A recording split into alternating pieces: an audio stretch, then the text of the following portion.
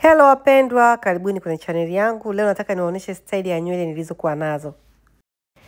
Nilianza kuwa na dreadlocks ndefu sana kati natoka Tanzania. Nilivyokuja huku watengenezaji ikawa shida, nikanyoa, nikaanza tena dreadlocks. Nikaona maisha magumu, nikaanza dreadlocks tena. Mji niliokuwa nakaa wanatengeneza sio vizuri sana, afu bei ni kubwa sana. Nimeenda na dreadlocks hizo, madude meupe yakaya na nikera, nikakata nywele. Nikaanza kusuka.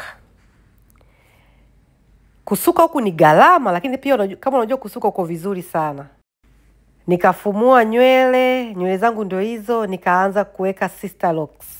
Huku wanaita micro locks. Ni gharama pia na yenyewe kuweka, kama euro 200 au paka 400. Nikaweka sister locks. Nimekaa nazo kama mwaka mmoja na nusu au miaka miwili. Hiyo ndio siku nimeanza. Zinaonekana hivyo. Hapa sister locks zangu zimekuwa ndefu, watu walikuwa wanazisifia na nywele nzuri. Hapa nimeenda kulipea. Nilizipaka rangi. Kulipea sister locks huku nalipa kama 300,000. Kulipea tu, nikaona hii siwe shida. Nikaanza kufumua. Nikajifumua mwenyewe huku nikisaidiana na ndugu zangu.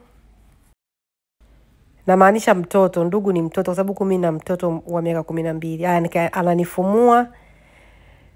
Jamani, nilichukua mwezi mmoja kumaliza hizo nywele. Kwa sababu na yeye alikuwa anaenda shule. Nimetoa, nikarudi tena kwenye kusuka. Hapa ninasuka, yule nisuka ni Mtanzania, anakaa huku. Anasuka vizuri sana. Kusuka pia ni gharama. Hiyo nywele unaweza kaisuka Tanzania labda kwa 30,000 mpaka 50,000. Huku unasuka 200,000 mpaka 300,000.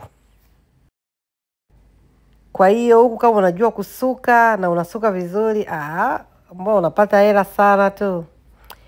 Kwa hiyo ndo hapa sasa hivi napambana na nywele zangu nilizosuka na sijafumua. Nywele zangu nilisuka tarehe 1 mwezi wa 10, lakini bado nadunda. Leo tarehe 1 mwezi wa 12. Tunaendelea kupambana na sina plani ya kuzifumua kwa sababu ni kipindi cha baridi, unavaa tu kofia. Nataka nikija likizo Tanzania nijifunze kusuka, sijui nitaweza. Karibu sana kwenye channel yangu.